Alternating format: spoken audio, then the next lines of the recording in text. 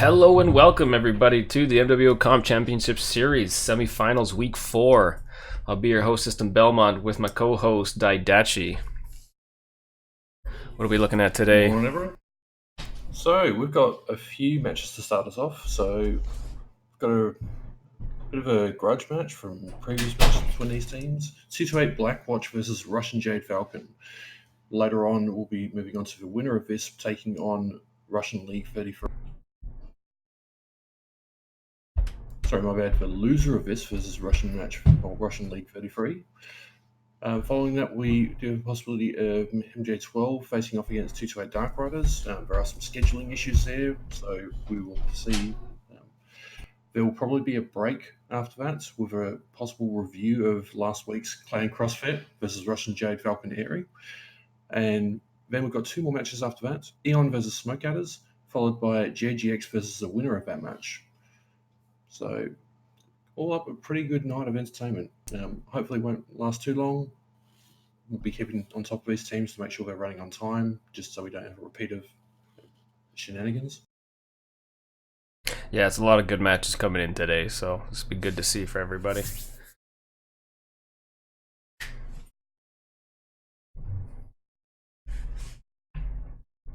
Did you want to talk about the match that nobody saw right now, or the Clan Crossfire? I think what we'll do is we'll wait for that one. 228 have 8 pilots in the lobby, so let's start off with the lobby bands, Malcolm, and we'll start about the map bands, and we'll move on to.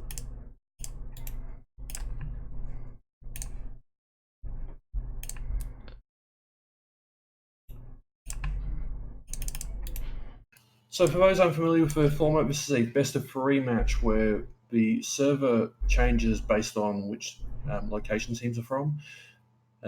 Which maps teams play on, which they eliminate, is done for a map band tool, which Belmont should be displaying for you right now. The maps that are in the pool are Alpine Peaks, Canyon Network, Caustic Valley, Mining Collective, Tourmaline Desert, Conquest Game Mode, 8 pilots per team, maximum of 480 tons with no duplicate mesh chassis allowed. 228 are Team 1 for the moment, and Russian Jade Falcon are Team 2. So process is simple enough. One team starts off banning a map, the other team bans another map, and then from there it's a matter of which map is selected and which side is selected. Yeah, we are good to go. They have map ban up on the display, so teams can go ahead.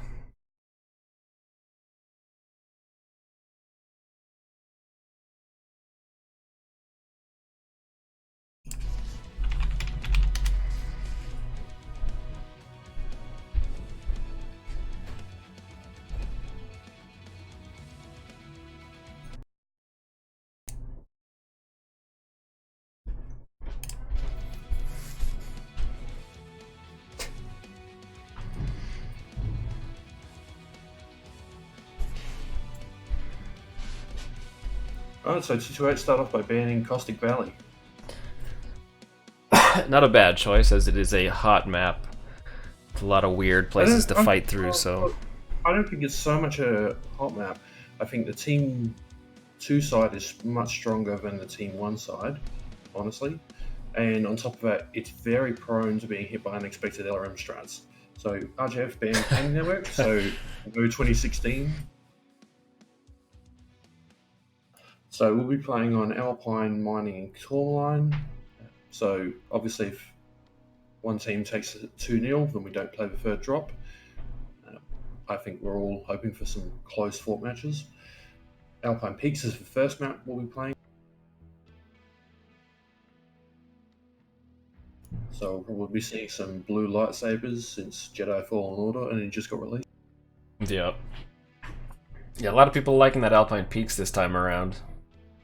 RGF picking Mining Collective as map number 2, so Tourmaline Desert is the tiebreaker if required.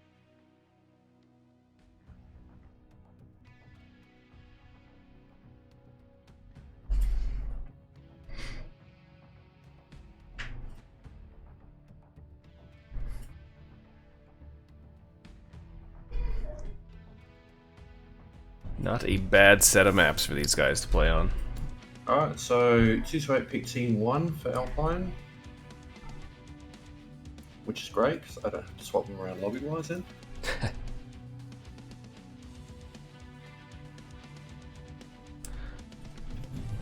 Hello and welcome everybody to the MWO Comp Championship Series semifinals week 4. What? Awful. Freaking awful. Never mute that thing.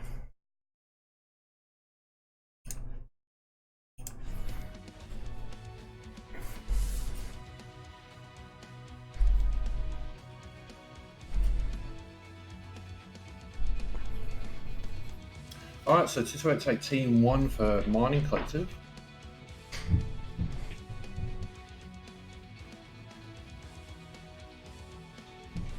Is it?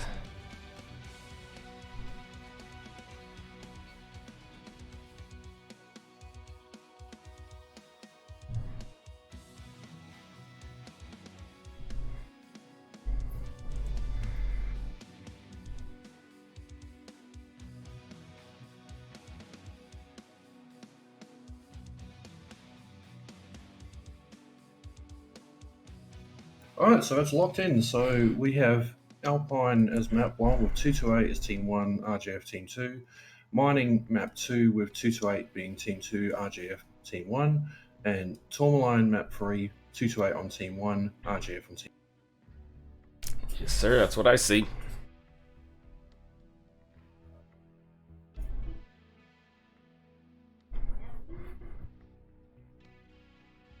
Now we gotta wait for basically everybody to lock up, lock in, and we are good to go.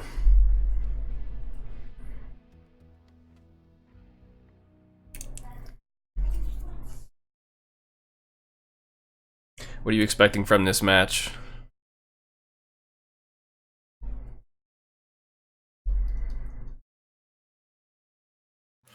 Alright, so I am expecting 228 to play a camp strat towards Gamma with a large amount of ER lasers overlooking. I don't expect them to try anything like a brawl rush a la KCOM. I think RGF from their end will play it cautious and look to see whether someone's going towards Gamma.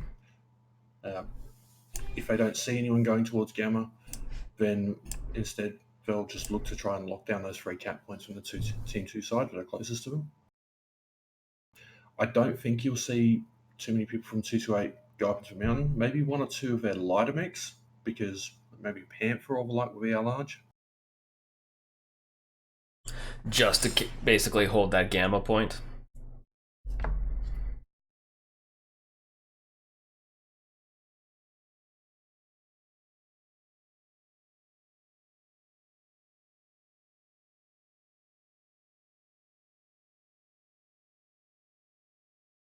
It is a tough way to play this map because, like you said, Team 1 does kind of have not so much an advantage, but you get that mountain, you can definitely get Gamma and hold it. So why can't I remember who it was last weekend? Damn it, was the only match I did. The match we watched last week, Sunday. I believe it was Sunday. Oh, it's gonna piss me off now. Where's my tournament TV?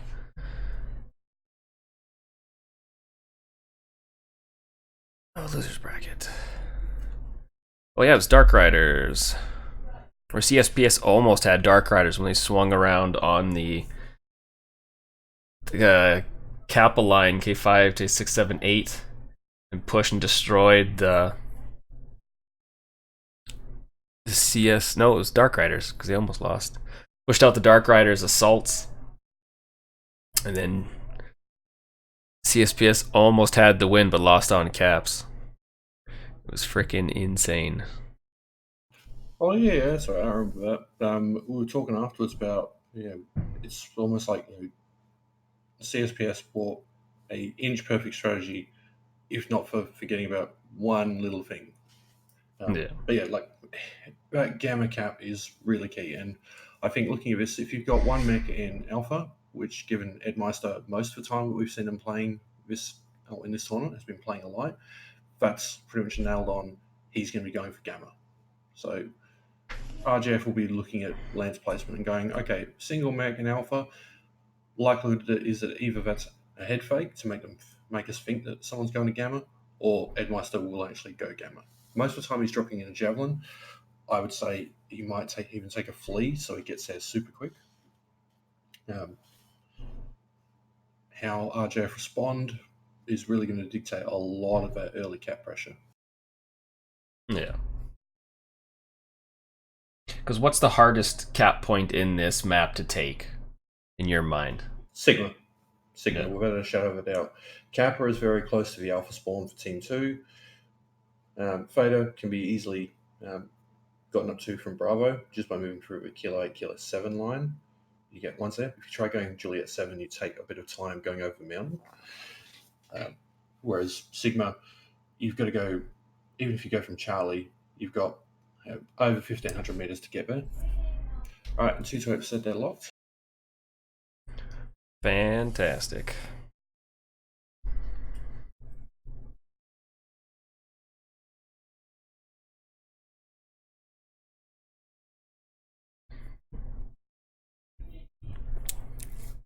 So RJF now have 5 minutes to lock.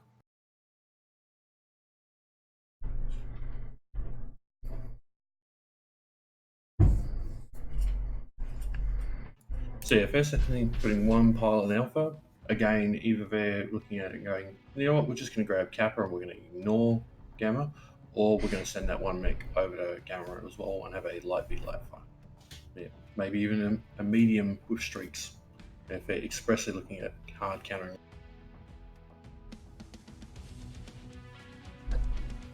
Yeah, I mean, you definitely want to try and counter that Gamma push, even if it's just one-on-one. Try to hold him off.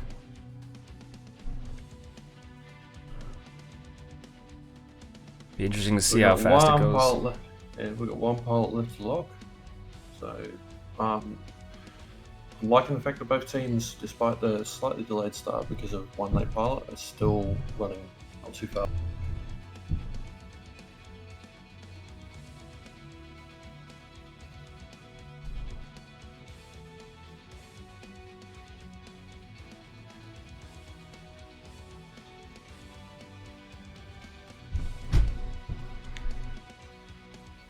And that's a green board. Wait till they say locked and we should be good to go.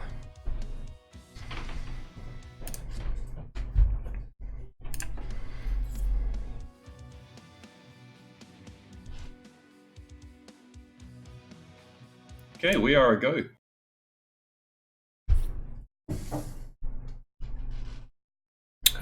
Don't mind my noisy family upstairs. They're awful.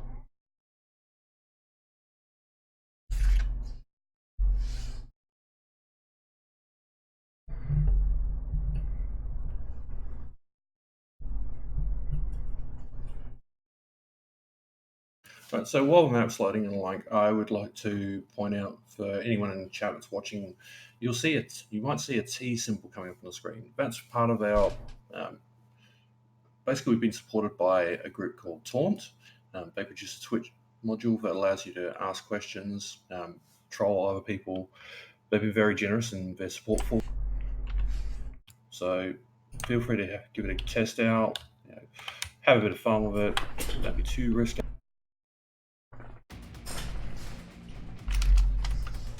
Give you a bit more of a detailed blurb a bit later on. It's 1 a.m. in the morning. You'll have to forgive me. Yeah, it's early for some of us and super late for some others. Alright, do you want to look at the 228 side or the RJF side?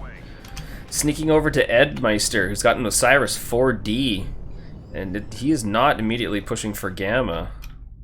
I assume he might still try to go over and get Overwatch, but other than that, we have Oblivion and a BJ3, one last bite, and an Awesome 8Q. The Rancor for Adam Archon Steiner, Admiral Kareem Jesus and a Stalker 5S, and rounding it out with the Hunchback 2CA and Jiffy in a Hellbringer 4-4. What do you see on the RJF side? That mech they had in Alpha, it's a Hellbringer Virago. Panther 9R, AER large, White IS and a BG3, Slave Label Wolfhound 1, Volkadov in the Blood Asp, Terminator 20 and Battlemaster 1G, Classic, and Palmashek and Stalker 5S, along with a Vulcan. So that's what Jiffy's in, sorry, it'd be the Virago.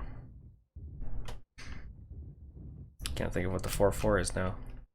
Probably because I don't have Interesting it. that Desoto hasn't even gone for a cap. He's too busy laying down strikes on 228 early on. There we go, he's now. Is under enemy control. And now Edmeister goes towards Gamma. And Oblivion's moving up towards the top of the mountain.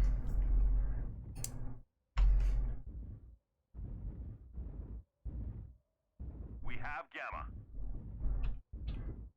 Oh, who is way up there? Oh, Dom the Incubus way in the back corner. So his Virago's taking early damage, but it's all scratch damage to the arms.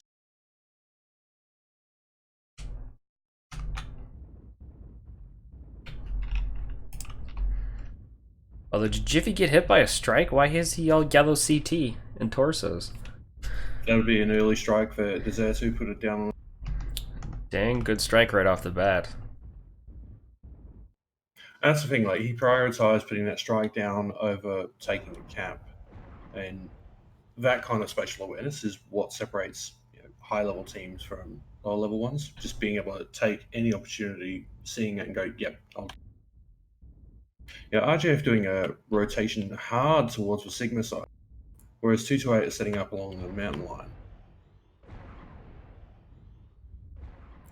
All of RJF's lighter mechs are all set up around that mountain line, all looking to exert pressure. It looks like towards that single mech that 228 have, overlooking Epsilon, Dom 925 and Oh, taking up 4 mechs on that radio tower area. yeah, and Dom's wisely gone, no, I can't trade with that much. I'm getting out. Yeah, and they're about to lose Kappa. They're pushing way too hard away from these things. Command confirming that we have possession of Kappa. It's too late for Palmashek to put fire on him when he's getting pounded on the hill here. Almost getting hit by a strike. This was one thing is I don't like Palmashek, Terminator, they are just shedding armor here, and it's not really yielding any positive result. Like, it's 2 cap right now to 228's 3 cap, and 228, look, from the looks of things, they're going to full cap. I mean, yeah, they're not being contested, so we might as well make it that much harder. Far back. It's that far back from the spawns, but yeah, you may as well just get the early cap while you can. It's just weird seeing an Osiris be at this high level, because it's a really agile, nimble mech, and I love playing it in quick play, but it's so easy to side torso. And RJ hard pushing up this far corner here. I've never seen a team move up like this before.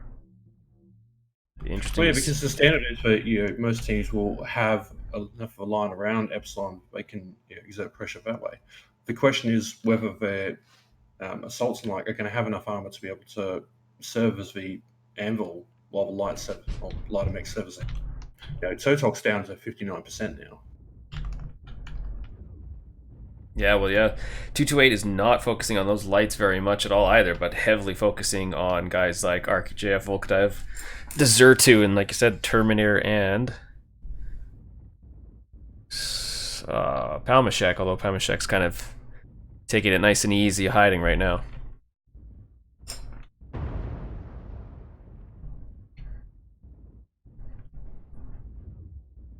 But interesting map movement, that's for sure. This is very much like the opening stages of a boxing match where both teams are just sitting there going, you know what, we're just going to take our time and size each other up. 228 from their point of view are going, we have a free cap, we have no need to rush, we have no need to push whatsoever. They have to come to us. They have to take Epsilon, we have the ability to counter that. Desertu 62% in red. Yeah, not in a good place. Totok 57%. He's still got his 4 large lasers though, so he's still in a good position here to do a lot of damage. And that's the thing, a lot of that damage will be A, the strike, and B, the arms on the Hunchback 2C, because you strip them. RGF's lights continue their rotation along. I think they'll exert enough pressure to be able to take out Totok, but will they be able to take up enough to take out Adam in the Rancor? Because that's what will change the nature of that engagement. Yeah. If you just look at how much support 228 have though, in the form of the awesome Edmeister and Admiral Corey and Jesus, I don't think RGF have enough armor, especially when you look at how far back Pelmashek is. Yeah, he's got enough range to be able to hit. Slave Labor's taken out Totok. He's got enough armor to be able to support and enough range to be able to do some scratch damage, but for my money, he needs to be up where Terminator is if he's going to be supporting this push. Yeah, and they do not have enough support to keep their eyes off of Epsilon. They are just Epsilon was never going to be flipped. I don't know. You're crazy. And Volkanov's down to 43% now. Zersu's down. Oh, and that CT is red. Yeah.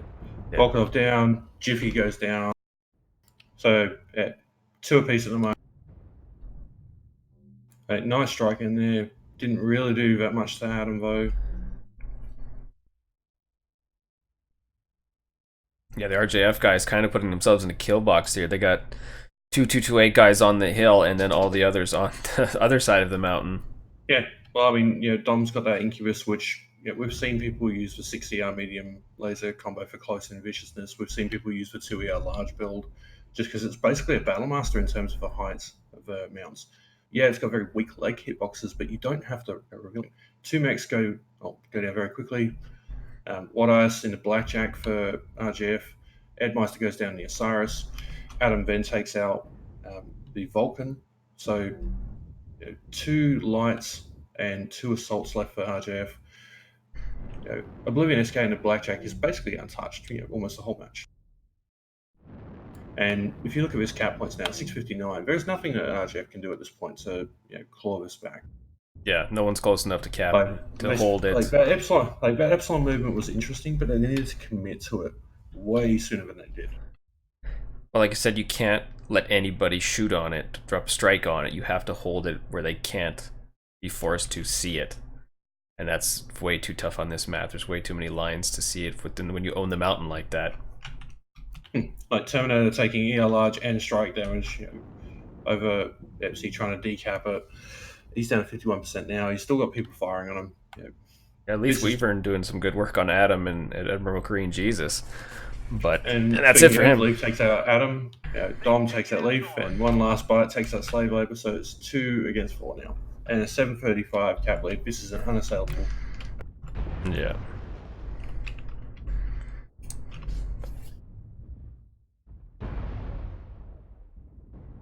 We've gathered enough resources. This triumph will provide us. Yeah, an interesting strategy. Just like I said, it took too long to flip Epsilon so that it didn't pan out. Had 228 maybe not just touch capped it, maybe, but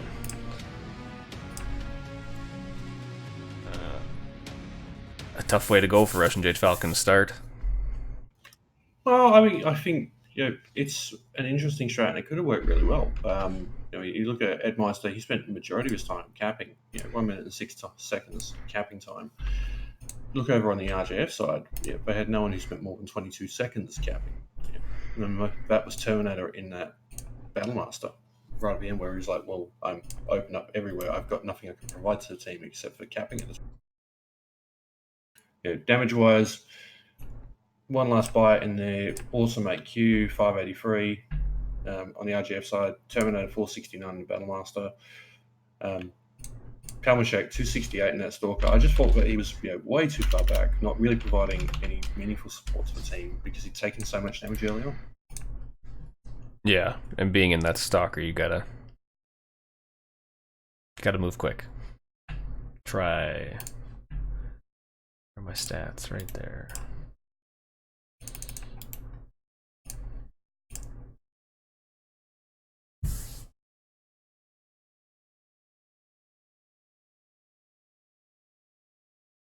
Yeah, great component destructions by One Last Bite and Dom with 6 and 6. Leith Weaver and taking 7 on the RJF side. I guess I should probably share those with you.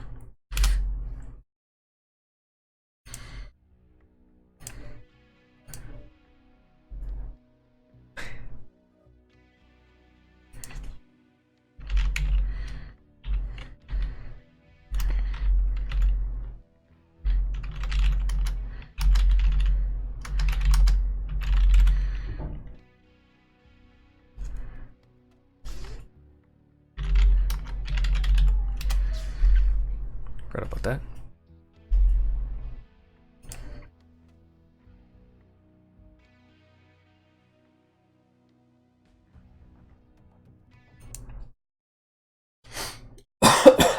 Weesh.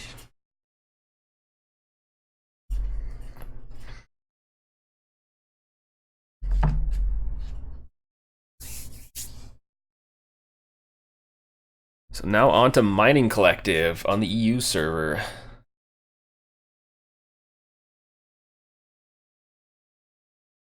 Seen a lot of good matches here in the, I believe, Battle for Midway in the last. Yeah, it was the AV8 one. Martial Olympiad. Yeah, Martial Olympiad. Seen a lot of good matches here in those two last tournaments. So it'd be interesting to see what these two teams, especially these two teams being some of the two top teams, come in and try to do here.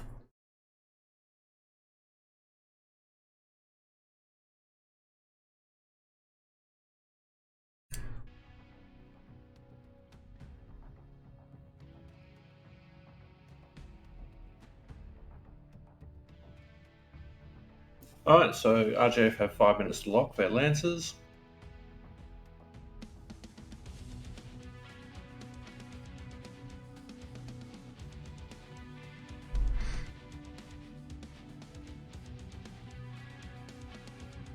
Just opening up that map chat room.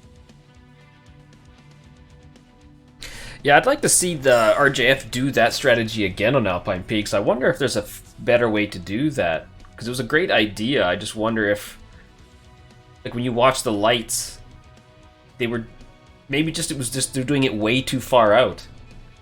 Is what hurt them. Like, you could have walked them through Theta instead of all the way past Sigma. I think the idea was to apply early pressure to Sigma, and if 228 had set themselves up around like their G5 ridgeline to overwatch Epsi,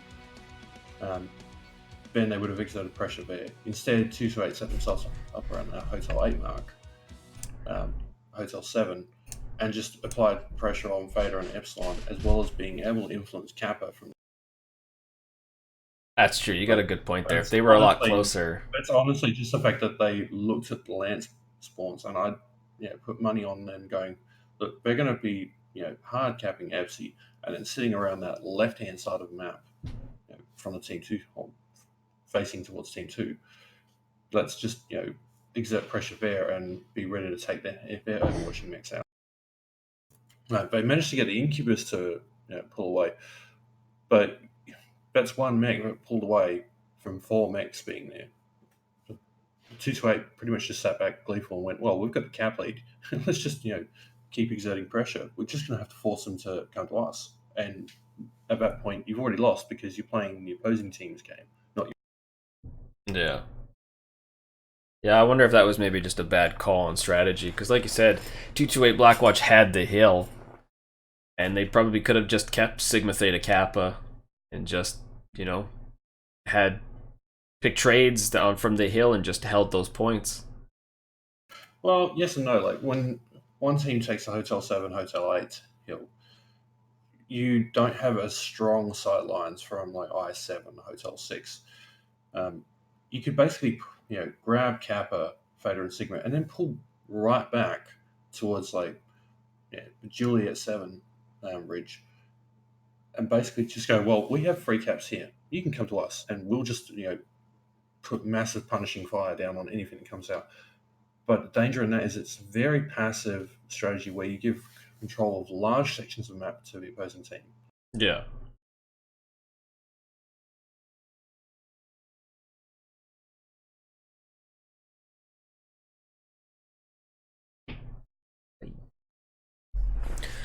Alright, RJF is locked.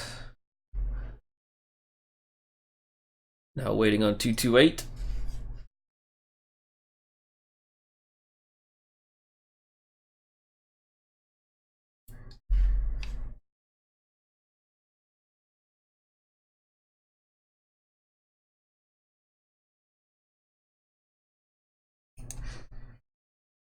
But 228 coming in with a nice 1-0 lead so far, so see if they can finish it off in Mining Collective. If not, they will be moving on to Tourmaline Desert.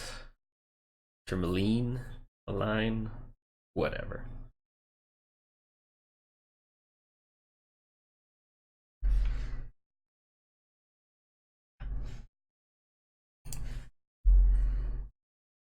So RGF coming in 10 tons light on this, which leads me to think that they're going to go with a large body of mediums again and a few assaults and just try and blitz them.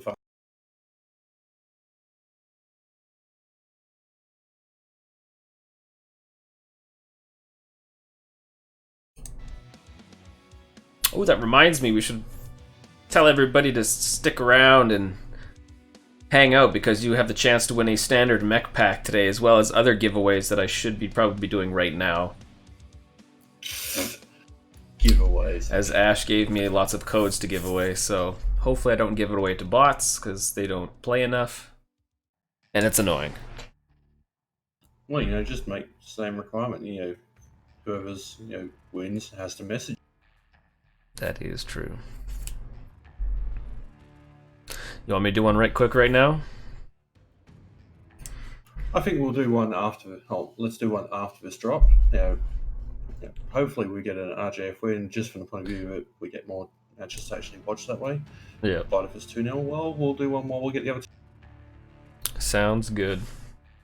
Because we have lots to give away. Some MC, some GXP, and some mech bays, as well as the standard pack. So if you are paying attention, you will message me, System Belmont, in Twitch, or on Discord if you can find me. If not, you won't get anything, so. Not true. They'll get sadness, disappointment. Yes, that's right. Hopefully that everyone's paying attention. Or figured it out by now. Because it's rigged, so we pick certain people. And they know to message. That or the tool is just awful, which is kind of how I see it. I'm going to go with the latter, thank you. I mean, to be fair, that lax giveaway tool has been in use ever since Bandit started using it, so it's funny that Bandit's longest lasting addition to the MWO community has been giveaways. It's a interesting tool, but I don't know. I think the chat bot, the Moo bot for picking people in chat is a lot better. But Live isn't here to do that because he is sleeping like a dickhead. It's like, what are you talking about, dickhead? It's like fucking 4 a.m. in the morning for him. Poor excuses. He could. Ash was up. Probably is up. All right, both teams are locked. Let's rock and roll. I mean, as a vindictive part of me, it was like, I wonder if I should just change the servers to AP just to see both teams complain. yeah, we can ruin it for everybody. Not even good AP servers either, that's the problem. Hey man, I live like 15 kilometers away from it. It's perfectly fine for me. Is it? We had... I got 2-digit ping when I'm playing on it. 2-digit? Because Dan, one of our players from Dropship 4, lived in Malaysia, and as soon as they moved servers, it went right to shit for her. Yeah, that's because the routing for ISPs doesn't use the main main Indian Ocean cable. It goes from Malaysia through to the east coast of Australia, then over to the west coast of Australia. Alright, both teams are in. Do you want to look at RGF or 228? I will sneak over to the RJF side first. Alright, so 228 bringing what looks like a Vomit / Overwatch deck. Adam Steiner and a Warhawk Prime, Oblivion and a Summoner, 2 Hunchback, 2 Cs. Let's do K9. Interesting.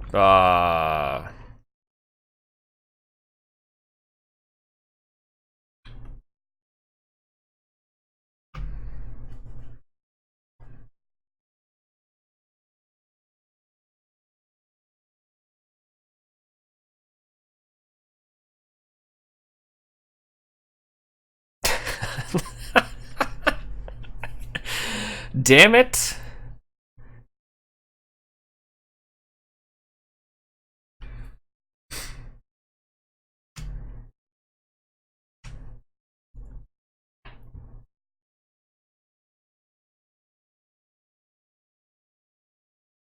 Could just say go on 1330.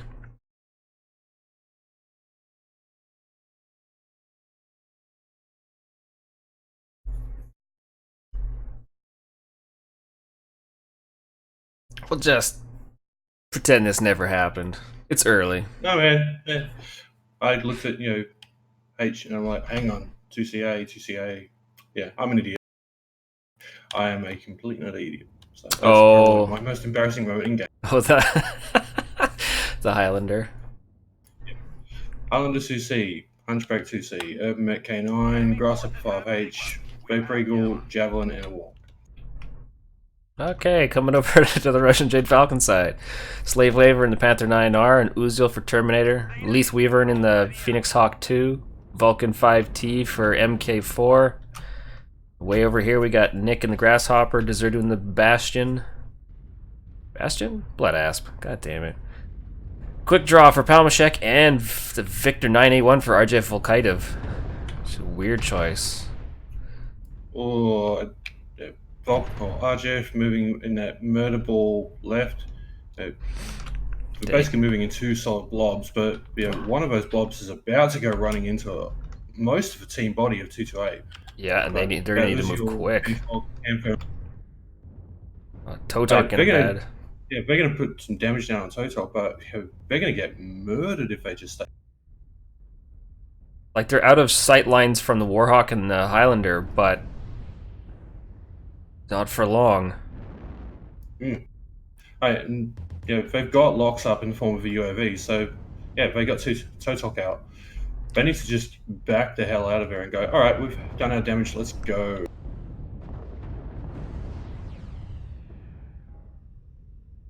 They're finishing off Totok. Oh, they got... and the thing of it's like, 228 have rotated around right. Partially I think that's, okay guys, this is a stronger upright position. If we just stood behind, we were just going to get... that was ballsy. Volkadev wide open. You go down for some cover. Oh, beautiful strike, hitting out of Marcon Steiner. Oh, and they've got pressure they can put onto this Oblivion now. He's by himself with no one back. Oh yeah, they're just... But they need to finish him off. Like, they're taking way too long. Well, yeah, Deserter was focusing on the one last bite and the Hunchback 2CA up top. Terminator and Uziel, 48% bad. Is it bad? Oh, they're still doing good work here, so... They've taken Epsilon. And they took out Admiral Korean Jesus in the Highlander 2C as well. So that's 3 mechs down for 228, none for...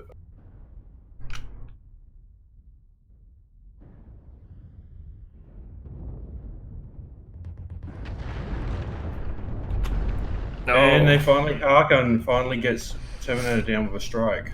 Adams at 32%, he goes down. I think, frankly, this is GG in favour of RGF. Like, you look at their percentages, they're really low, but they've exerted that early pressure really well. Dom's about to go down in that Urban mech with 5 mechs pounding on. No, leave the trash can alone. So just Ed and one last bite left. And frankly, like, this map is small enough that Cat Bleed is not going to mean much. To think that that first push by RGF would have been very different with those lights had it been the assaults up there instead of the Totok in the... Damn it. Vapor Eagle.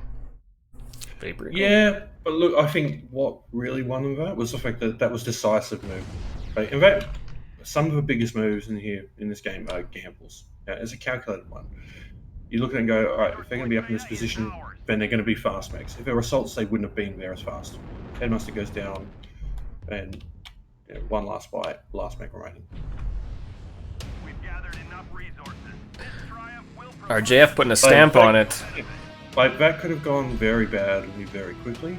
I thought 228 made the right move in rotating to that higher ground, just because it meant that their assaults weren't just going to get swapped.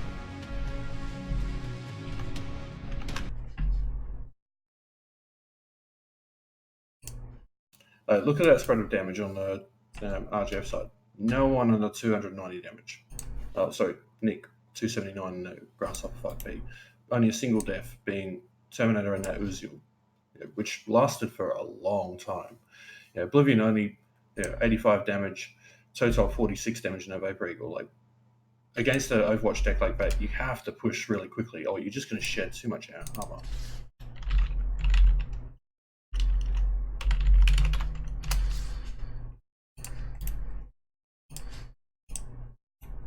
There, send you that link.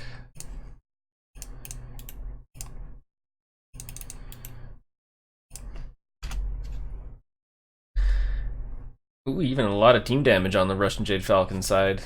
20, 14, and 12 by Slave, Volkaitov, and Desertu. It's a good start to Total Drinks, boys. Which means I gotta update scores as well. Alright, so let's see. Tourmaline for the tiebreaker.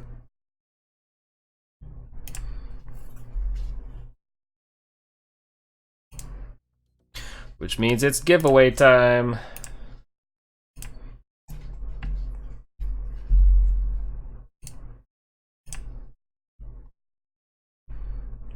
Bring it in. I gotta kill you.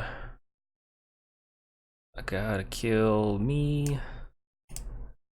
And this is not for the standard mech pack. This will be for stuff. What stuff do I have to give away? What did Ash give me? Ah, let's give away 50 GSP. GXP? What did that say? GSP. And let's start it.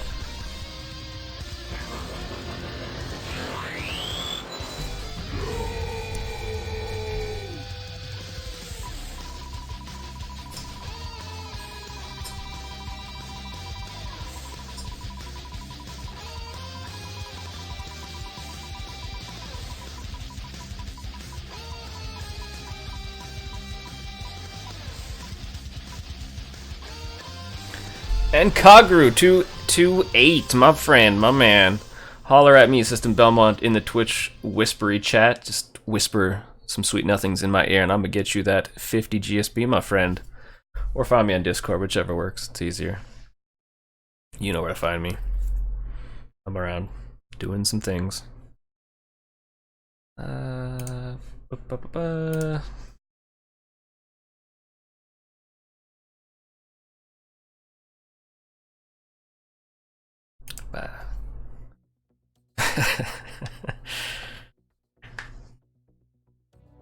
Yeah, as chat said, or as McGoat said in chat, dickhead. Yep. Yep, however, I am indeed I'm a fucking... Yeah, let's double check those things. What the? There we go.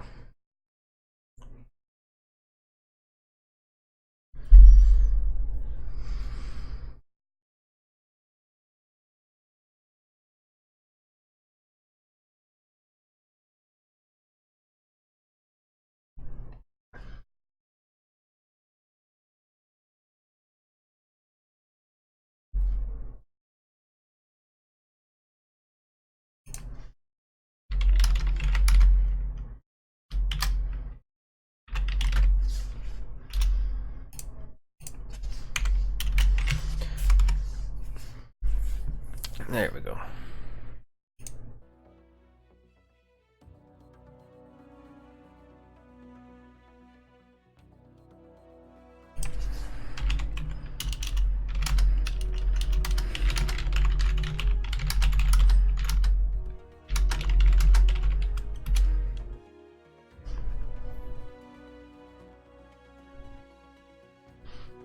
That is good, because Krasnopesky did the, forgot to put it in Conquest last match.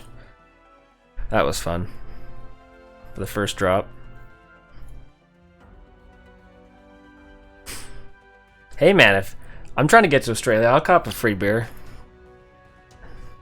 Yeah, man, it's like $60 retail, so... Ah, damn. I thought more expensive than Canada. No, it's craft beer. Oh. Too much of that here. I'm living that high... Well, I don't live anything because I'm broke ass, but I'm living that high life when I have the money. That champagne of beers.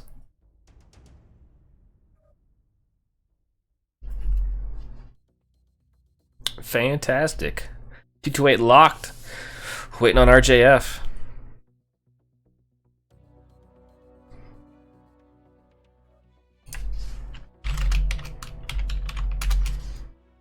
Oh, fuck out of here.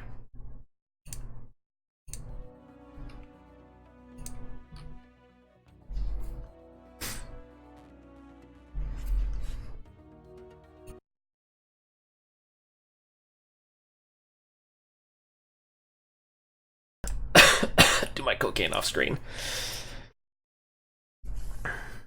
Getting over everybody else being sick in my house.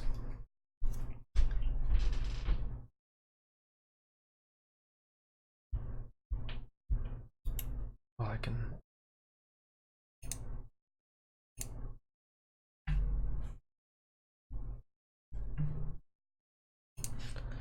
Shut that off, actually. Ba-ba.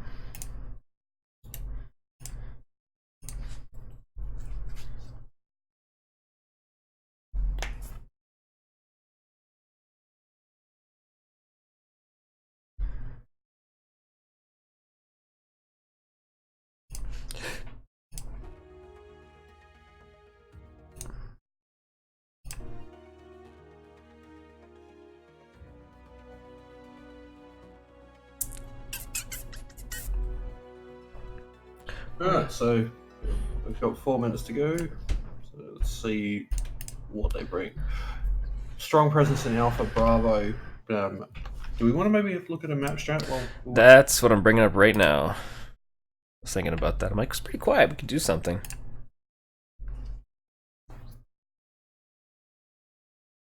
Because where did... That all took place around Epsilon, didn't it? Yes. Well, I mean, if you look at that, I'll quickly, what I think is probably going to play out. And we'll see how horrifically wrong. Oh, and the new one? Tourmaline? Mm-hmm. Going to Tourmaline. Or not. There we go.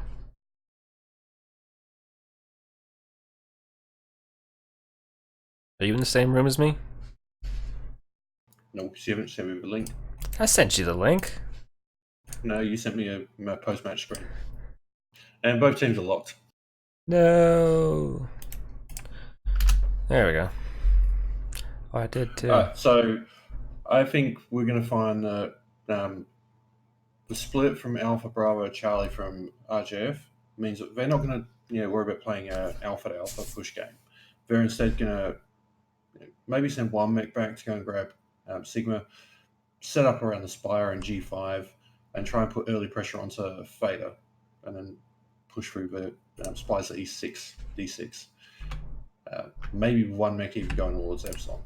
For 228's point of view, they're going to set up hard around Alpha Bravo and just push through alpha to alpha spawns. What the frick?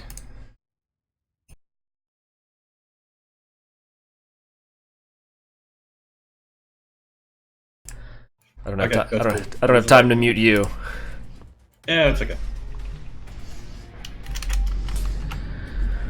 Alright, so yeah, this is very much an Overwatch deck. Yeah, War Prime, Linebacker, Madcap Mark II, Wolfhound, Flea, Vapor Eagle, Arctic Wolf, and a Highlander 2-6.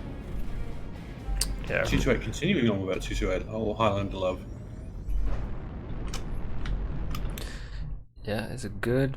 And yep, like I thought, RJF are pushing hard towards Fader, hoping to catch Edmeister out, and that 228 putting early PPC fire on him. But they're going to get the cap. It's only soft cap, but it's enough. Yeah, just gotta watch it now. Yeah, they got Desertu and Virago high up there. In the whatever we're gonna call it. And the watch sending point. a Bloodass back to go and back cap Sigma. What? That's a long time to be able to. 64 kilometers an hour, isn't it? It's fine. Maybe he needs to go AFK and make a coffee. This is true. So Terminator setting up Overwatch Fire from his position.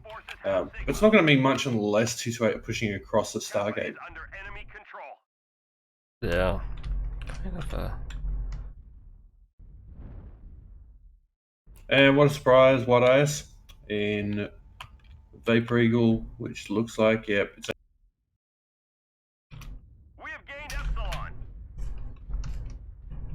228 shared holds. Oh, RJF shared only a tiny little bit of armor in that initial engagement, but they managed to gain a free cap situation. 228 fuddling themselves around the north of the map, just holding at this point. There we go. RJF need to avoid the temptation to overreach. All we need to do at this point is just deny the enemy the chance to decap or take fader, and at that point, 228 need to come to them.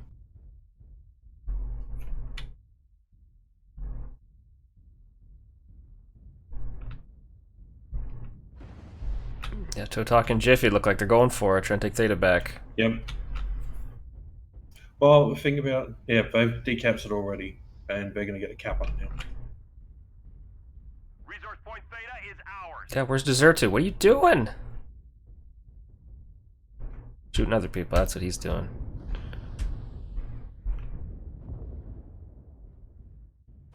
And that's it. Oh, Jesus, look at the 5-man squad over here. Mm.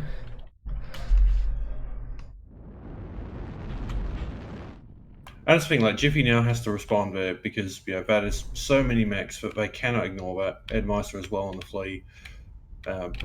But Jiffy and Ed are going, well, Jiffy's going around one way. RJF's just like, nope, we're not going there, we're going to go a different way and just try and draw you guys.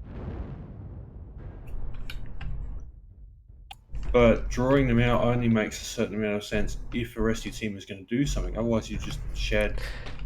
Yeah, they need average like two mechs. They need to push Theta. Like, why are they not taking? Like, no one's near it. Dear Lord. Yeah, Terminator in that battle last year, he set up initially in that E7 point, and he's just wandered across. Like, I like that, but Oh my God. why is he retreating back through Stargate now? He should be continuing to rotate around the other side. Yeah, like I said, like an amazing strategy. He's pushing 228 way in the backside, but there, Yeah, like at this point, 228 like, well, we've taken the free cap back. We don't need to, keep pushing over. We just need to push enough to take Vader back and then hold it. And they've got one last bite. Totok and Ed there. Ed will literally just be going, well, I'm just going to be ready to leap on anything that does try and take it. Terminator needs to be careful about where he's standing now because he's got 2 trading mechs that can just pummel him. Volkanov's gone from Sigma all the way around towards facing Epsilon.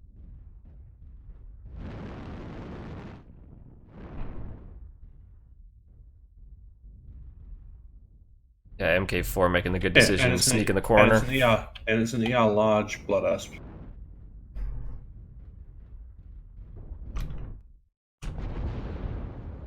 Oh, hit on the strike on one last bite. Good job there. Ooh. Yeah, Dom and the Arctic Wolf down to 73% as well. But I mean, these caps are starting to increase. Yeah, that was a good. Can't let it. They've at least decapped. So it's just 2 caps to 2 caps. But eventually we're gonna have to do something. Well, I think RJF's in a better position here, not by much, but they're a lot closer to the points they want to hold than 228 is. Like I said, 228's got a few Overwatch mechs that aren't going to be shooting anything. But is RJF doing the same thing? They're going to try and push them away? This is nice and slow match, that's for sure. I don't know. I just think that Blood Asp, I question what was happening there. Whether it would have been better off bringing something a bit faster, like a Garg. Oh, maybe, yeah. Gargo wouldn't have been a bad choice. Like 20 k's an hour faster. If you really insist on putting ER large on it, you can run 4 ER large quite viably on the E variant. And that gives you 20 k's an hour extra that you could have taken Sigma and then moved him to a more useful position, whereas Fire was actually doing something meaningful. Oh, RGF here trying to take out Oblivion and linebacker and Dom, but no UAVs. I didn't know Ed was next to them. Palmashake takes out one last bite. Slave Labor is just about dead in that wolf. Still got his guns, but he is legged, and that's open CT is not looking sharp. He goes down. Smart move to give him some more time, but Oh, and they legged Eggmaster and Flea. nice. First thing you gotta do is take out those fast mechs. Oh, MK4 is getting murdered by those frickin' streaks, and he's down. That's it. Yeah, White-IS as well. Like, this is very decisively swinging in the 228 direction. Yeah, this has gone very Without that sour. murder ball. RJF has no backup from their long range, except maybe from the Terminator, but I think he's still too far out. Yeah, left self-destructs. I think this is going to... Admiral Korea and Jesus and the Highlanders, going to die very... 24% self... no, panel check self-destructs. Oof. Yep, go and take the Kappa. Get that fast linebacker to work on that. Headmaster, limping along like it's only a flesh wound, boy. Yeah. It is now 7-3, and if they got no fast mechs here on the RJF side, and they need to take Epsilon. But they're gonna lose Sigma pretty quick here with whoever's running over there. Yeah, Headmaster goes down, but really he was living on borrowed time being legged in a mech that's... Yeah. Yeah, Adam on the meantime is fresh as, and is just going to sit there pummeling PPCs. Total putting PPCs in as well on that Battlemaster. Yeah,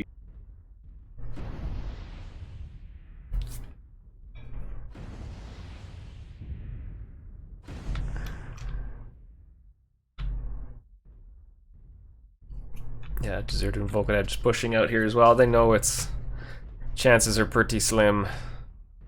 well, especially given that C28 still have two fast mechs left in this form of Wolfhound and the Arctic Wolf, and even other mechs like Oblivion and the linebacker who can also go more than 80. Yeah. Resource point Theta is ours. Oh, they are hard split now too. Yeah. We've captured resource point Sigma. Volkadav trying to finish off Adam Archon here in the Warhawk.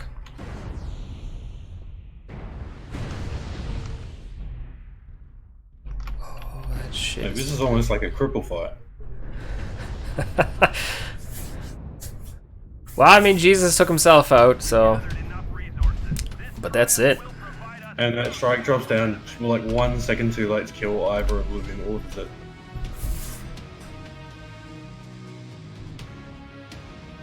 Alright, so 228 Blackwatch continue on, and RJF move into the losers bracket where they'll be facing off against Rush RL33 now.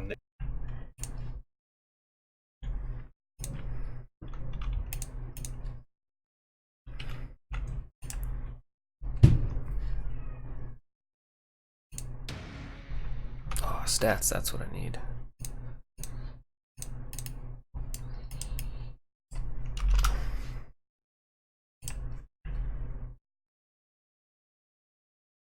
Yep. Give me the stats. Quickly.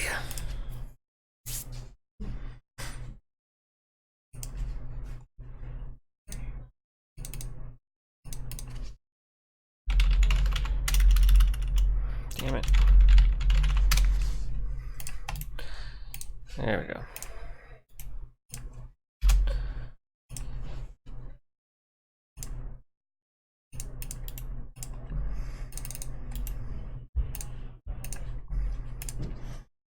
Oh, Jiffy with 23 total drinks managed. Good job in surviving. Well done out there. But yeah, good component work on the 228 side. Adam Archon with 5, Dom with 5, and Oblivion with 5 as well. Pretty spread out on the RJF side. 3-2-1-2, 3-1. So good work by both these teams. But like you said, 228 Blackwatch moving in the top spot. And by top spot, I mean going to face Imperial. which is going to be a fun one. Super fun. What? That's not. There we go.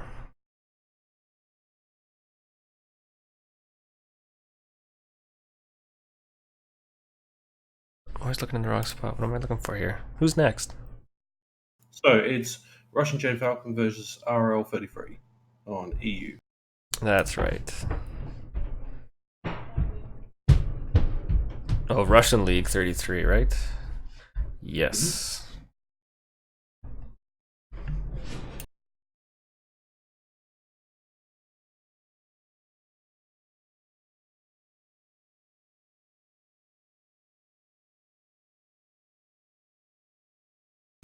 God damn it.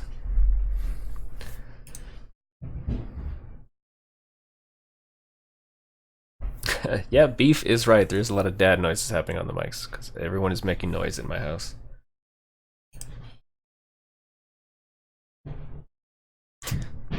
Yeah, probably should have got rid of Moobot in that giveaway. Let's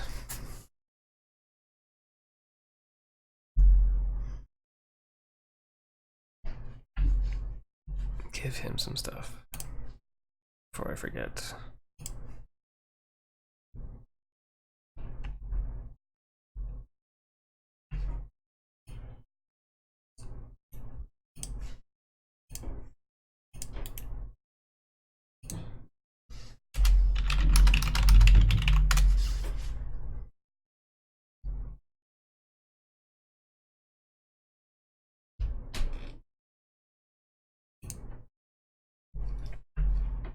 Give me 1 second here. Yeah, RL33 coming in pretty quick. So yeah, hopefully Russian Jade Falcon can not let their team run away.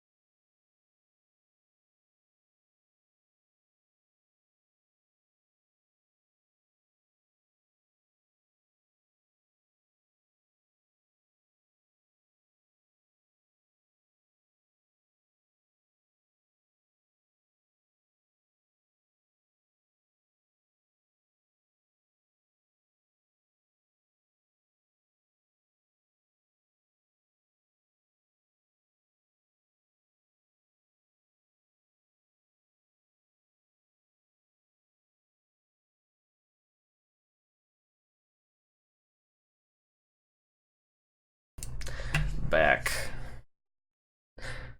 After all that hassle. Yeah, good to see Russian League 33 ready to go here, all in already. Even one extra. We are just waiting on... They're not team... Oh, they're team 2, aren't they? This thing doesn't tell me crap. Yep, so I'm just sending a re-invite out to Slave Labor. Yeah, Russian League 33 is team 2, so we are... Oh, we gotta do map bans again, don't we? Yep, so I want to wait until we get both teams in here. Yeah.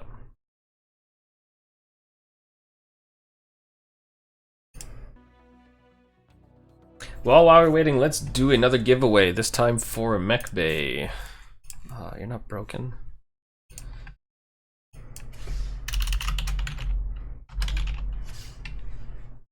Meow. Gotta kill you. Oh, what kill the Moobot. Kill myself and give away Mech Bay.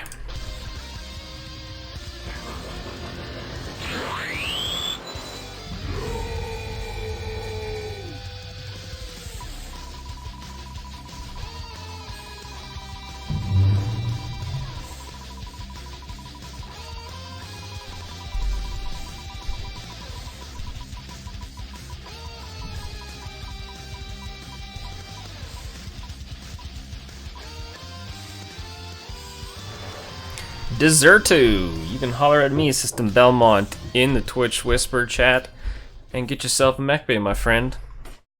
As I just seen you, I know you're around, so it shouldn't be hard for you to get free stuff. You know where to find me, on Discord or in the Twitch chat, and get you a free garage.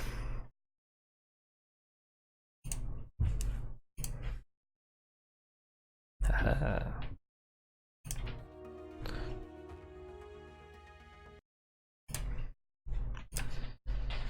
Yes, use the link. What, did they already pick? Yep. I'm not ready. So RGF picked Caustic. I'll ban Caustic. L33 ban Mining. So we're left with Alpine, Canyon, and Tourmaline as the available.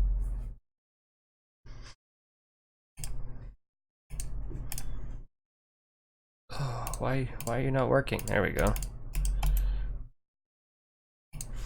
God damn it. There we go. Or not. What the frick? Alright, so Alpine Peaks will be our first map.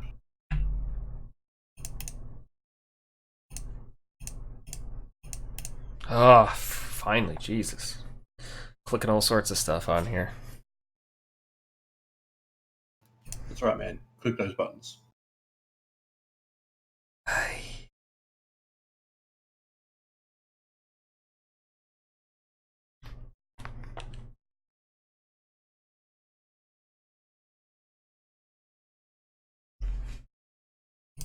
How are... Alright, so Alpine, Tourmaline, and then Canyon is for tiebreaker. So RL33 are team 1.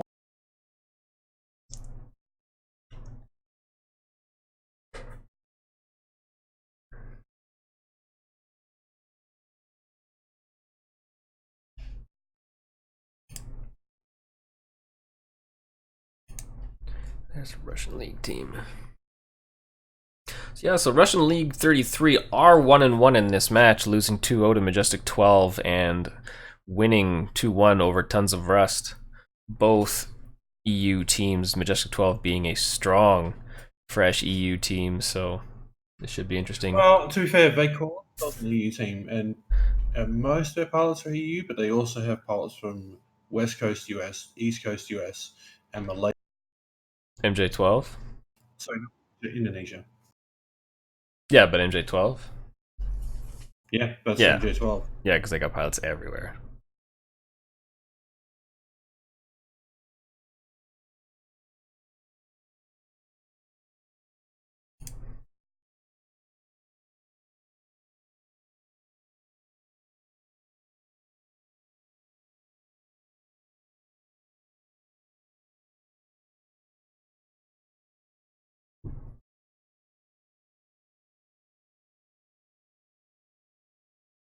Oh, RJF taking team 1 on all 3? We're getting.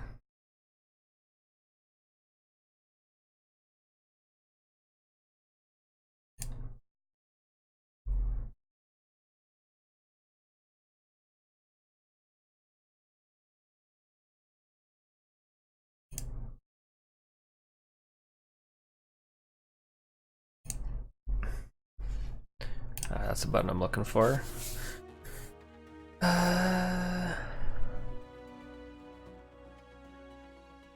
Oh, okay, yeah, RGF is team 2.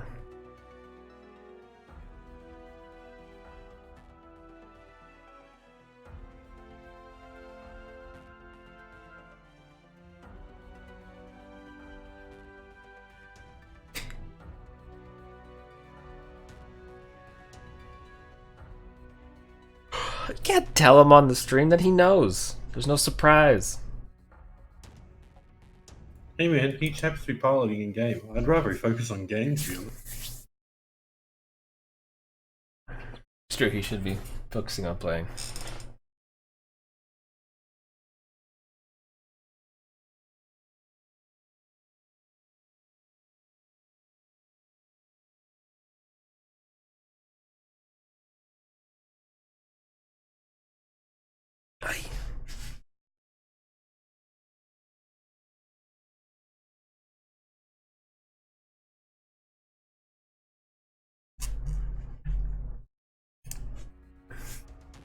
What are we waiting on? One more?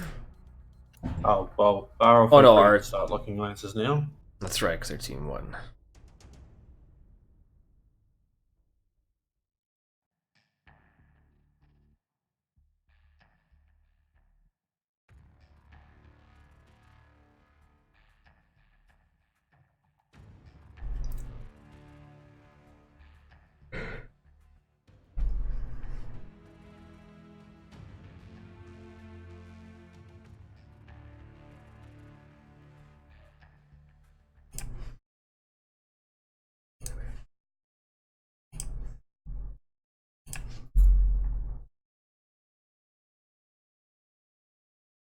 Man.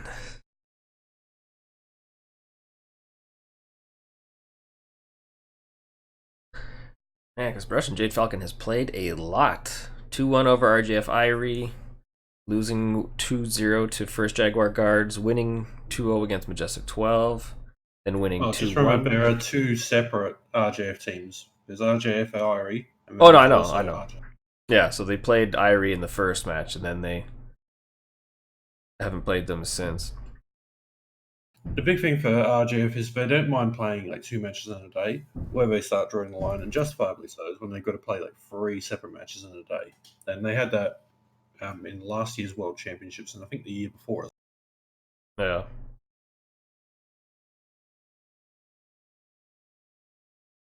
Yeah, they beat Majestic 12 twice, beat Comstall Postal Service. Yeah, so they've only lost to First Jaguar Guards and 2-Tway Blackwatch so far, so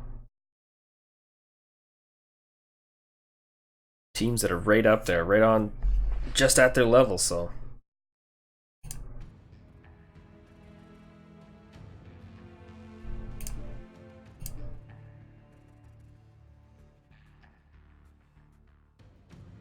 Alright, so 2 minutes to go for RL33 to.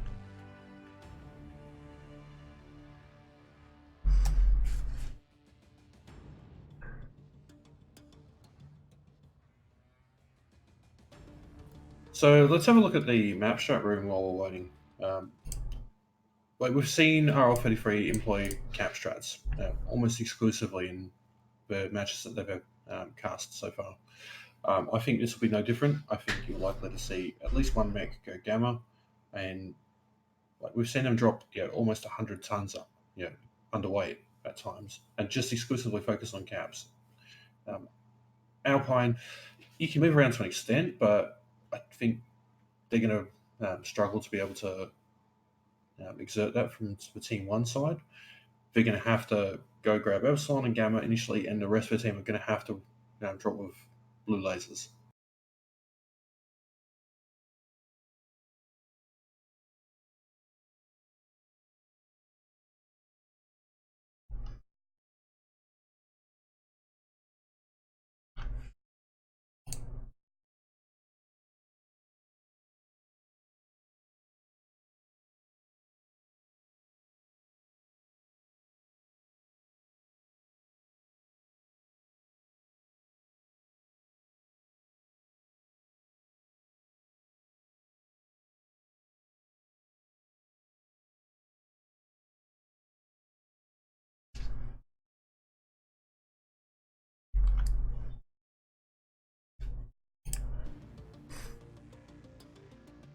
fantastic. Russian League is locked, now waiting on RGF.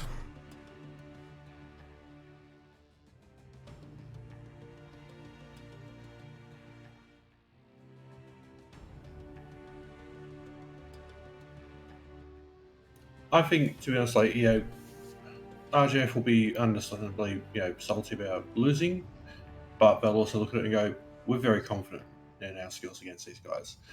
RL33, very new to comp. I will give them props for actually taking part, not just in the comp queue, but also in the semi-finals and progressing as far as they have. Say what you will about some of our pilots. Some people aren't the biggest fans of Creator, but he's forged the team and has actually progressed further than a lot of other people. Yeah. All right, launching. Nice.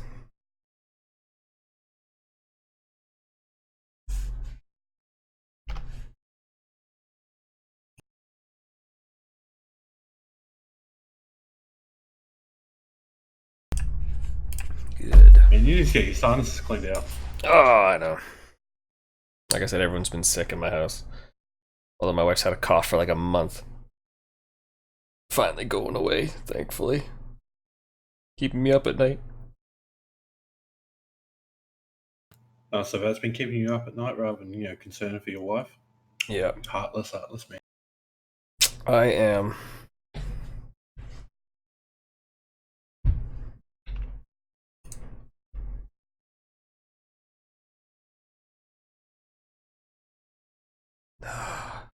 Any day now.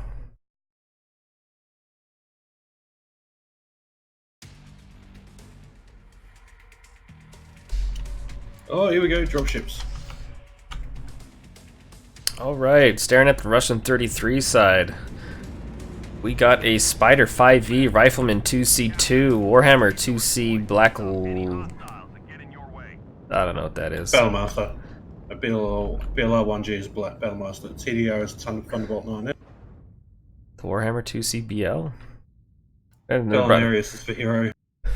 yeah, that's what it is. Then a Virago, then the Battlemaster 1G, BJ2, Thunderbolt 9S, and a Arctic Wolf 1. What do you got on the Russian Clan Jade Falcon side? No surprises here. Volkov in that Blood Asper game, Helmachek and Stalker, Terminator in the Battlemaster 1G, a big murder ball sent by them over to Gamma, with all their lighter and faster mechs, Panther 9R, Vulcan 5T, Wolfhound Grinner, and a ISN a Blackjack.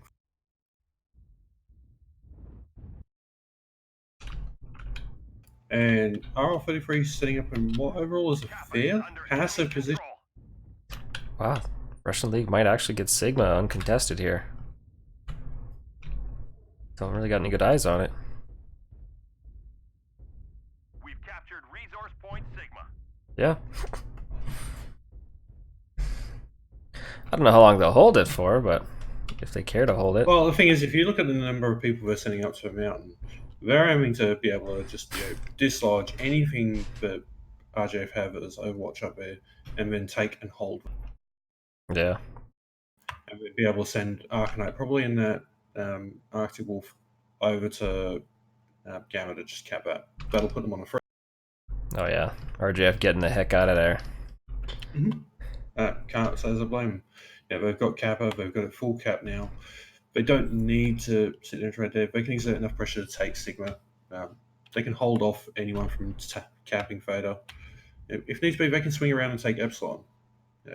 As long as they keep someone there to scratch damage anyone who tries to take Kappa, well, they've reversed the situation. Yeah, I think RL33 won't do anything, then they'll have to cross open ground. there we go. I was wondering if Arcanite was going to go take Gamma or not. It seemed suspicious that he wasn't. Is he? What the oh, he's just making sure sure. it's not PPCs? He's not taking it. No, he has streaks. Yep, anti-light. He's waiting for a spider to come. I ain't gonna say that. How the hell do you say that? Nulov... frick. The spider. Nulovimi would be my closest guess at pronouncing. Nulovimi?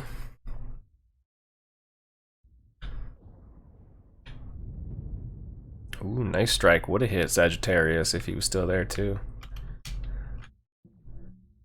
I mean, they still got the 2 cap, sorry. Losing my mind. 2 cap at the moment, because, they're just about to decap Sigma. Working on it.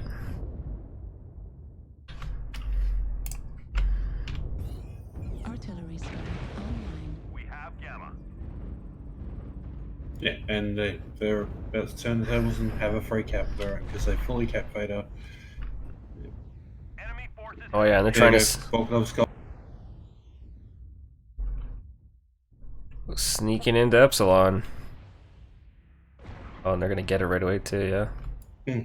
there's a strike behind him, but it's pretty full play. He didn't need to full cap it either. All he has to do was just soft cap it. Yep. It's now a 4 cap. I realize I'm stating the obvious now, but a 4 cap cannot be ignored for long. RL33 are going to have to do something. They're sending one mech over to Kappa now. It's just a question of whether the ER large mechs like Terminator and Pelmashek are going to be able to put enough scratch, or if MK4 and Leaf are going to be able to just dissuade whoever comes over that Spider long enough to just say no, just gonna drag it out. But they don't need Yeah. to hold the 4 cap indefinitely. They just need to hold it long enough to advance, or to put themselves in a position where their cap lead is un-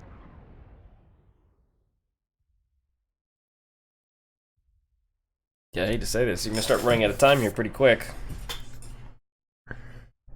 and that's always the danger when you run a very light deck that's focused on capping.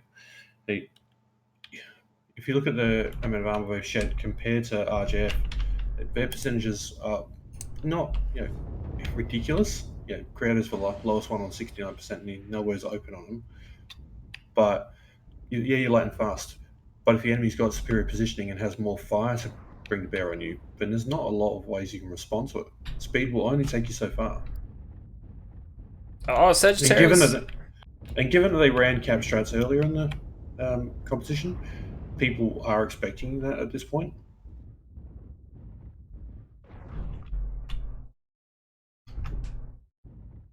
MK's.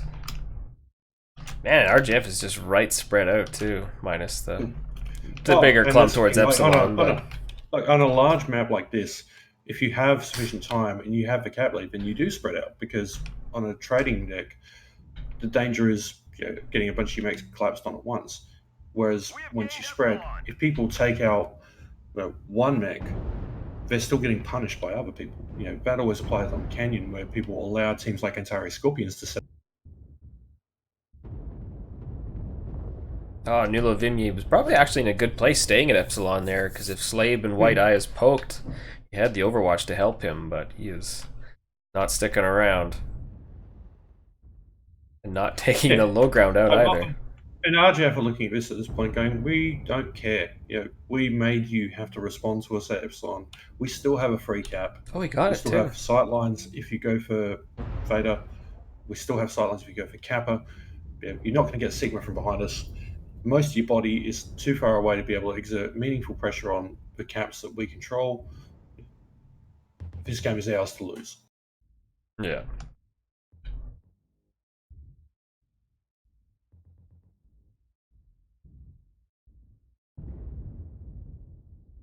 You basically need 2 more caps right now and hold them.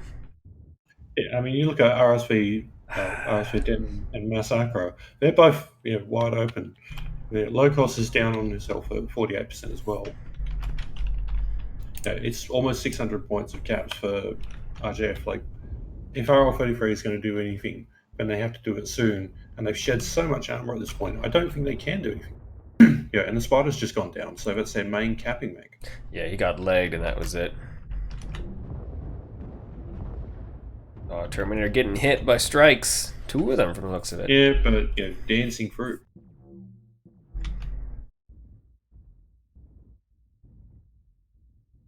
Yeah, just Russian League's just gonna get stuck on that hill. Unable to do anything. I mean, good job getting Epsilon back, but yeah, just not being able to push further in. Yeah, Denton goes down, and it's 666 points and 3 caps. There's nothing at this point RL33 can do about this. Short of 228 Sun, also short of RGF, mass suiciding all their men.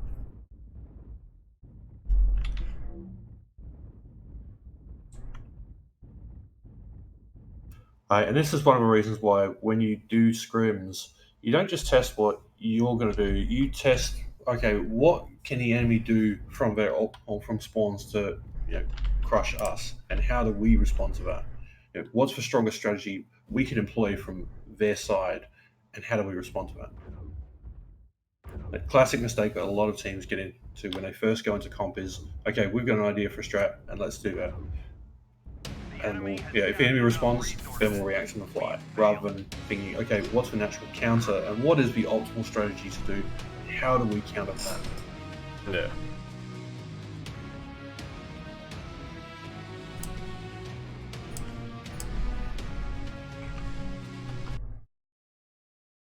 Ooh, that streak mech, 0 damage. Yep, 0 time spent capping. Yep, 7 damage for the spider. Yep, single digits. Yep, slave labor only did 28 points of damage, but he spent 22 seconds capturing and provided pressure and support for his team.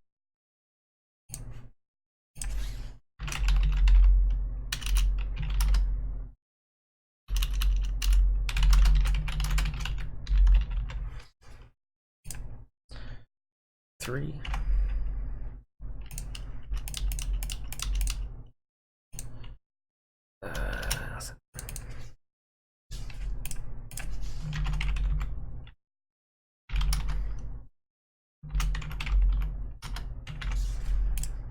There we go. No! I'm not clickety-clicking fast enough. Here you go.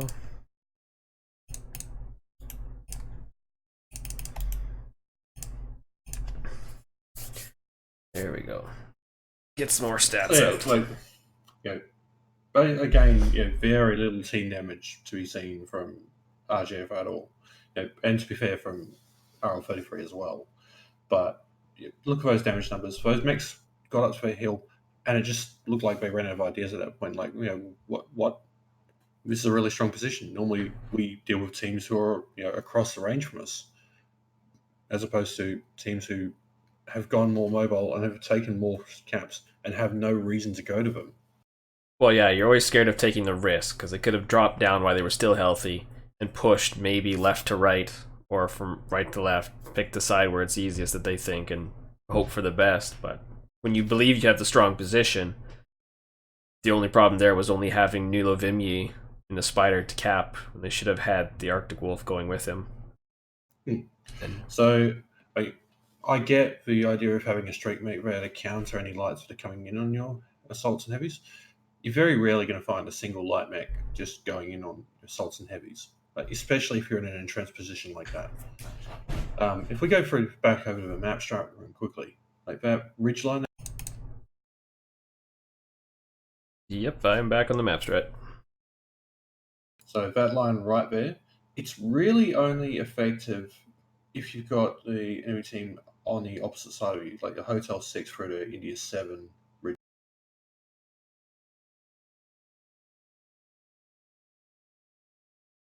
So like there, from that red side on Hotel 7, Hotel 8, yeah, you have much better positions and you have much better positions to trade from. But if you've got a team that's not playing your game, you have to start thinking outside the box. And that's one of the reasons why teams bring mechs like for occasionally you're seeing Vulcans with ER large now. You're seeing Panther 9Rs being brought along. They're mechs that can go up onto that high point of India 8, like India 9, give you scouting intel on where they are, put down a little bit of supporting fire, but are still fast enough to be able to reposition. And they have jump jets. Other mechs that are being brought along, you really are rolling dice every time you put something slower that doesn't have jump jets up there. 228 classic example where they put their awesome 8Q up there with VR PPCs. Because of where RJF had positioned themselves in their match on Alpine, it was able to dominate. It was able to just constantly lay down fire. And even though Innisphere AR PPCs only do 10 damage rather than 15, including the Splash for Clans ones do, it's still providing enough consistent fire that it just whittled down the RJF mix. The RL33 mix, by contrast, made that rush straight up to that ridgeline, and once they got up there, they really didn't seem to have much idea of what they would do next. And that would be the main criticism I would have on that. It's okay to have taken non-advantageous position initially, so long as you can respond to that in the right way and say, okay, they haven't done what we expect them to do. We need to change our plan now. What are we going to do? And have a backup plan ready and waiting to go. Yeah, had they not lost Epsilon once they took it and maybe been able to take Kappa, they would have been able to way better position. Because then you would have had the position of power, the high ground, able to see mechs coming in. But Russian Jade Falcon, keeping them behind the cliffs, definitely did not help them from holding sight lines. So, like I said, that's why they lost Epsilon and eventually lost the battle.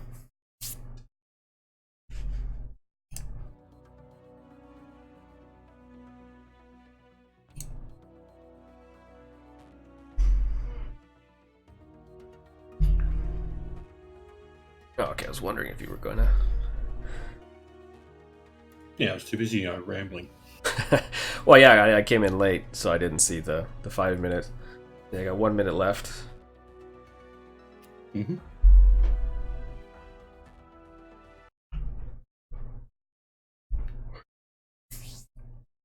Oh, I guess I should. Don't you tell me.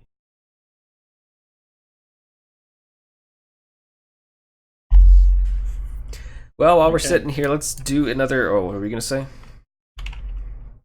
Okay, RL33 are locked, so yeah, do your giveaway. RGF for 5 minutes. Yeah, I will do a quick giveaway for 500 MC.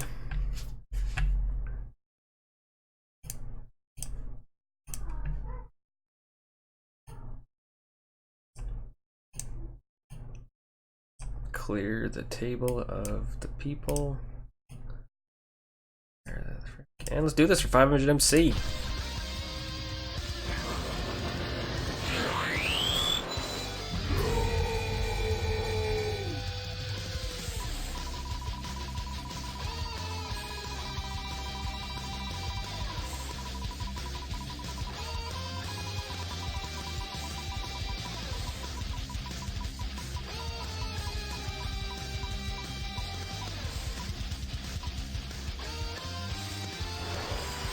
And Yushi 30, or Yushido, but with a 3.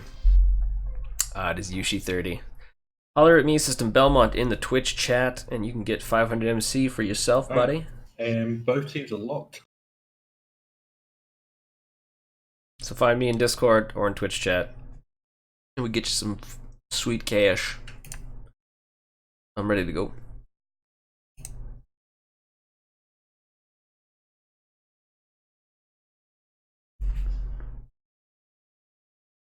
And these teams are ready to go.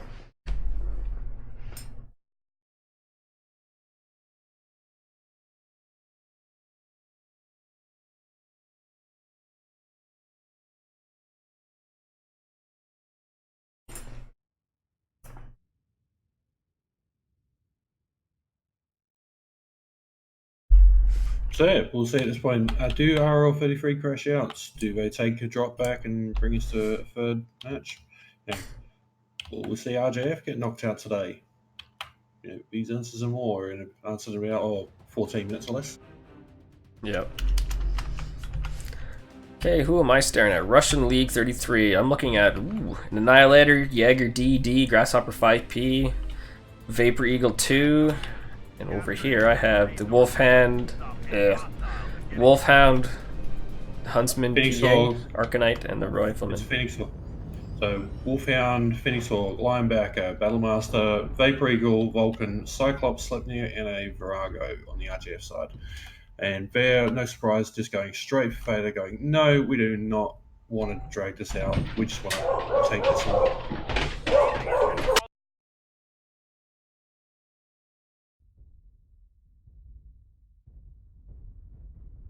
We have Gamma. Mm-hmm.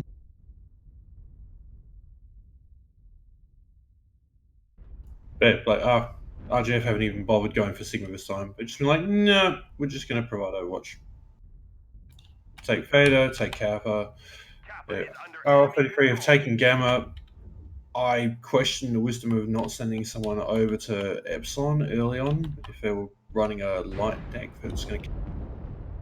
But this time around, they haven't bought any lights at all. Like the heaviest thing they've got is, the lightest thing they've got is that Arctic.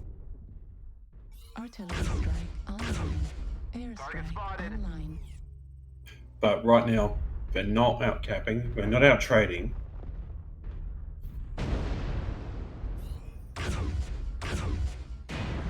They haven't managed to take out their enemy lights early, so.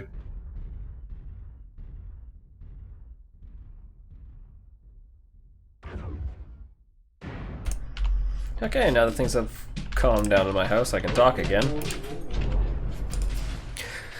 People are trying to steal my children to go watch hockey. Oh, that damn dog. Tell them to rent your children?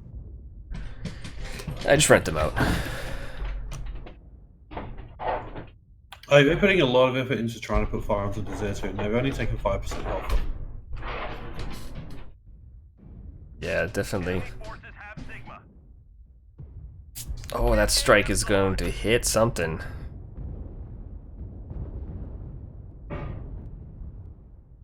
Oh yeah. And they finally take Epsilon. Looks like they must have been on the same wavelength as me and gone, oh, hang on a second, we should probably get a second cap point. Let's send a group. Oh, but they're just walking into these strikes. Yeah, RSP Denton getting hit again. Animatoria 82% in that Grasshopper. Sagittarius taking a lot of damage in that Rifle 2C as he wanders across open. Creator 75% in that Anala. Target spotted. 25%. Target spotted.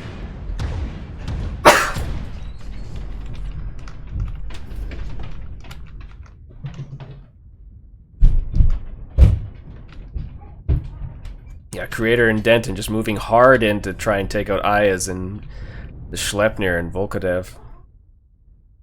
Even Sagittarius is still pushing in really hard. Slave Lane was just taken out. You love me in that Vapor Eagle. Pelmanashek's taken out Arcanite in that Arctic Wolf. Oh yeah, Locos is about to go down. Really. Yeah, they might get 2 here, but it's gonna be quick. Denton takes out Volkodov, but Volkodov was just being like, I don't care. What is literally just dragging out at this point in that Vapor Eagle. Animatoria goes down. This is GG. 4 mechs remaining for RL33. They don't have enough overwhelming cap lead. There's no way they can bring it. Yeah.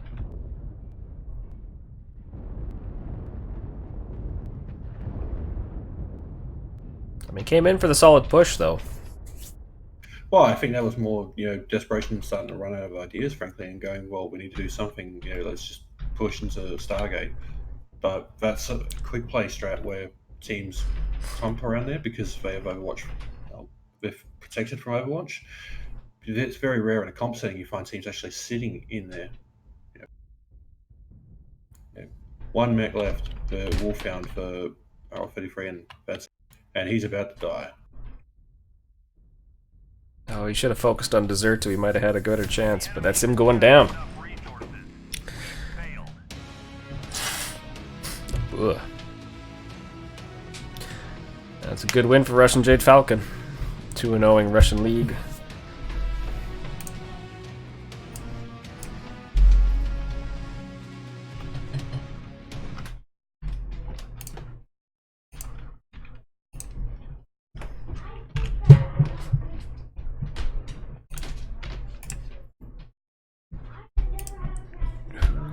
Oh, Cyclone. So yeah, looking at those damage numbers there, Desertu, 601 damage in that Hellbringer Virago. Yeah, Denton got 617 in that Jagermech, but I think Desertu's early sustained damage over the course of a match really shows in his match score, just how much pressure he was. Yeah, he was definitely walking hard and shooting.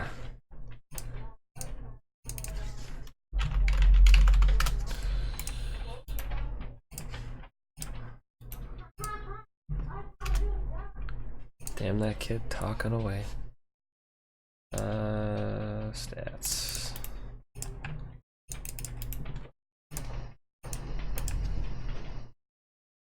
Oh!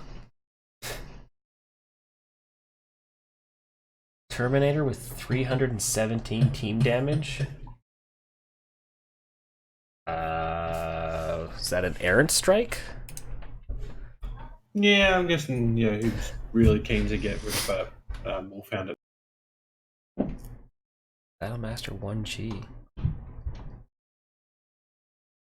When the frick did he get 317 team damage? Because that's a lot. That is a substantial amount of team damage. Dear Lord. I mean, it didn't make a difference. But...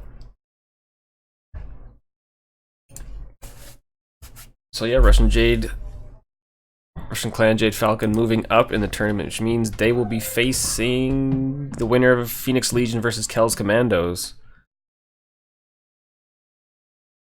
So that should be an interesting one. Ooh.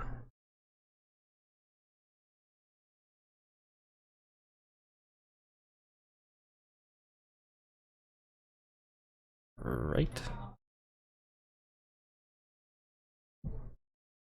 Sure. I understand the brackets.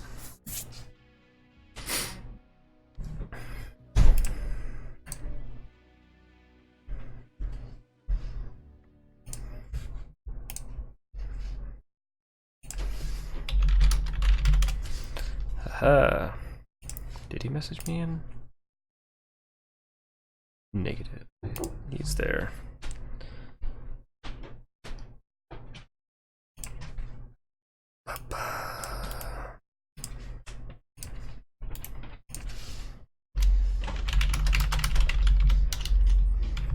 Just handing some codes out.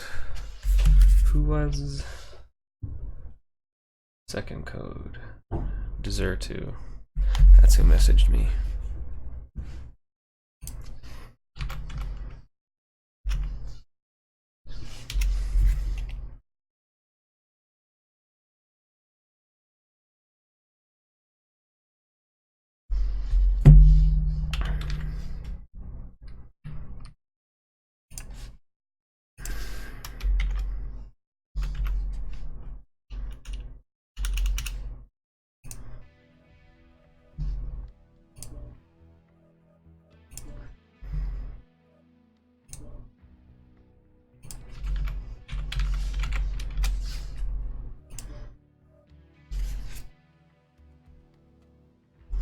Interesting.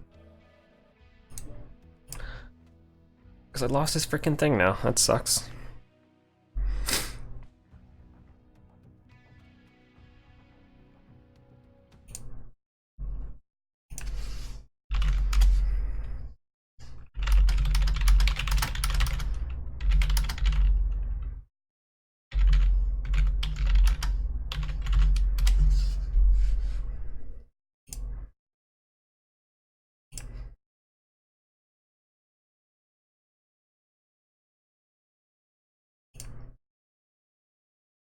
So what do we have? We have MJ12 right now versus 228 Dark Riders. Hopefully they do come, because I would like to see this.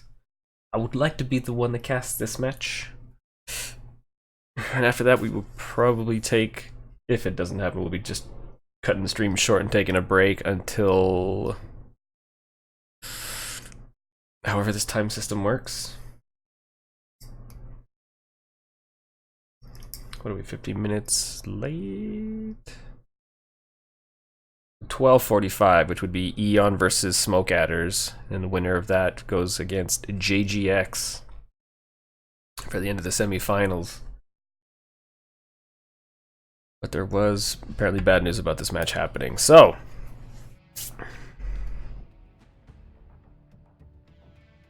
hopefully it does happen.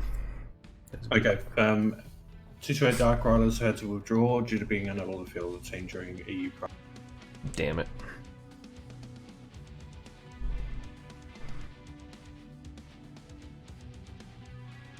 Well, that sucks. Alright, so we will be taking a break and we will recommence. Yeah, 12:40. Well, an hour from now, correct? Yeah, so let's start the stream back up at 19:45. Oh, sorry, 19:30 UTC. That gives us about 10-15 minutes just to quickly go through the result of the RJFE versus CXFF match from last week. Sounds Maybe good. try and get the video replay of that working, and then we'll be ready to go for 19:45.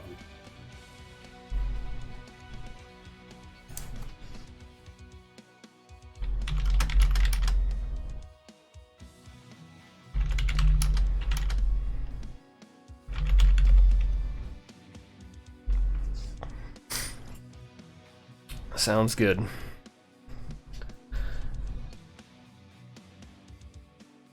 So let's see you people later. So yeah, just a reminder, we will be back at 30 minutes past 7 o'clock UTC.